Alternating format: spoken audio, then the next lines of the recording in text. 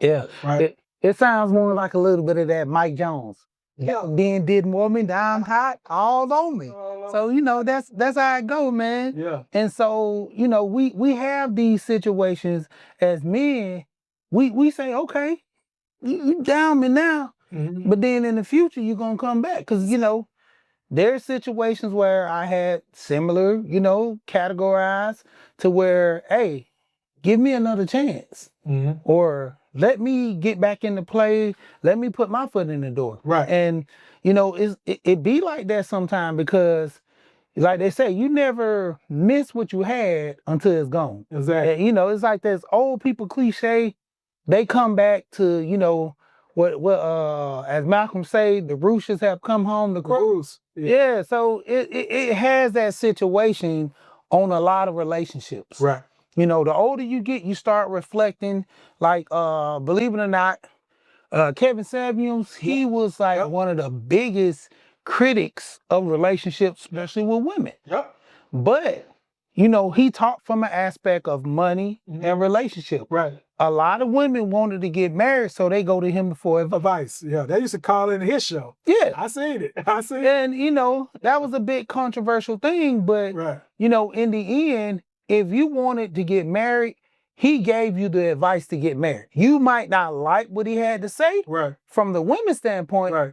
but the point of it was the women who took his advice, changed their ways, they got married. Yeah. The ones who said, I'm never going to listen to him, he trash.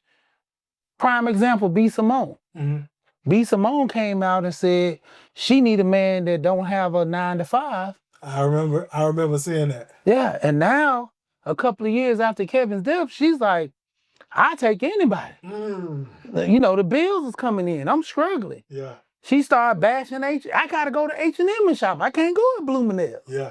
And man, it plays in the money aspect. And we go back to the money, even with the Kevin Samuels, situation. Because like I said, I listened to a lot of, I started to listen to Kevin Samuels. I'm going to be quite frank with you. Actually, after he passed away, I listened to more and stuff. I used to hear about him, but I listened to more and stuff after he passed away. I went back and looked at his stuff because people was making so much commentary. I said, let me go see what he really was talking about. And I'm going to be quite frank with you. A lot of these women that was calling into the show, they all say, I want a man making over 6 figures. That goes back to the money. I want a man over 6 feet tall, right? Like those are some of the parameters that I used to hear the most out of everything, right? Yep. Over 6 figures, over 6 feet tall, right? That type of thing. And that could provide and stuff like that, potentially pay 100% of the bills and stuff like that. That's what I was hearing more so on that show. But then when Kevin challenged them, because it was a lot of, I'm being quite frank with you, it was a lot of single mothers calling in on those shows. And, it was a lot of women calling on there that, didn't have their physical appearance all the way intact themselves and things of that nature. Maybe, not working out, things of that nature and stuff like that. He would call them out and they was getting offended, at that time. Did you see that? Yeah. Actually, the funny part is I've been on panels with Kevin. Yeah. Because I was in a group where a lot of men, even quote, with me being married, I still refer to a lot of men because I was talking to a lot of guys online. I was talking to a lot of older men. Yeah. And I came across Kevin right before he blew up. Yeah. And it was a group of guys was talking about how Kevin was this, Kevin was that. And with me being married, a lot of people couldn't understand, like, hey, you married, why does this stuff interest you? Yeah. I said, well, you got to understand, I have young boys. I have an older son, he's 24. I have 14-year-old sons, twins. Yeah. So I have 3 boys and I have 1 daughter. My daughter is 26. Okay. So knowing that my daughter's going into this situation, it's going to be hard for her to find a man because guys are thinking like this. I don't want to be a simp. And when a woman comes to say, man, this man need to pay all my bills. Right.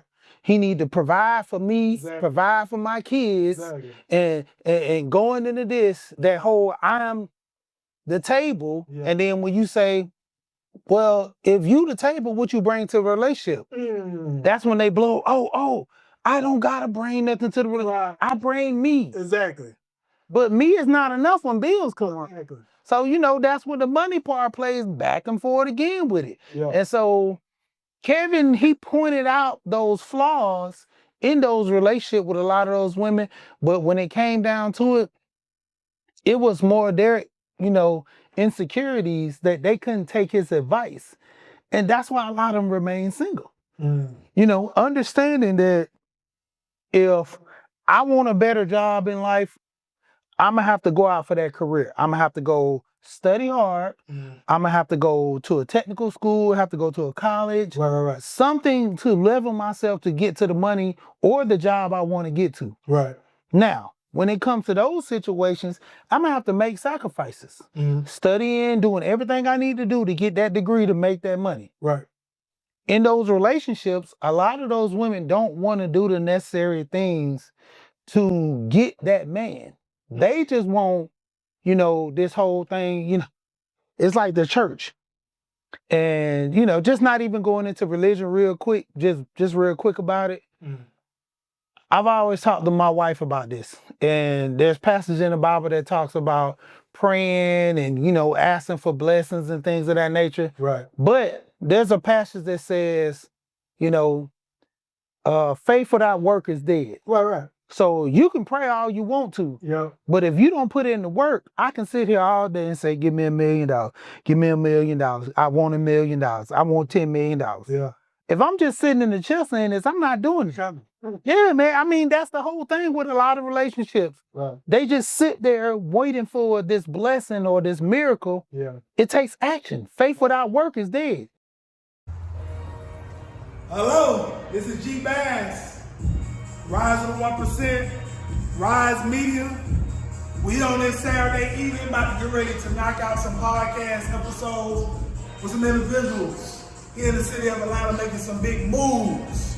You can see here, look, this is how it goes down. Here when our guests come and sit down with myself, G Bass, other Rise of the 1% of Rise Media, to have that conversation, to share the story, share the journey, share what you got going on. So listen. Everybody got a story, everybody got a journey, and then you got some things going on, then you definitely can get with us and see if it'll be a fit to be on the Rise of 1% podcast and actually have that discussion with myself. It's going to be a link to a form you can fill out. You said www.theriseof1%.com/pod form. Again, www.theriseof1%.com/pod form. It's going to be in this video. You can fill that out. And we can see if there'll be a fit for you to come on and have that conversation with myself. If you don't fill out the form, then obviously it's not for you, and that's fine. We're looking for those that's serious. Those that's serious about rising to the top 1% are already in the 1%. That's what we're looking to sit down with myself right here. As you can see, Rise Media, Rise of the 1%. This is how we get down. We have a great time and have a lot of fun doing it. So once again, if you're serious, make sure you fill out the form. We'll look over the form, see if it's a fit. If it's a fit, we'll reach out. If not, we won't reach out. We'll just continue to move forward. But with that said, this is G Bass. See you soon. Have a great one on purpose.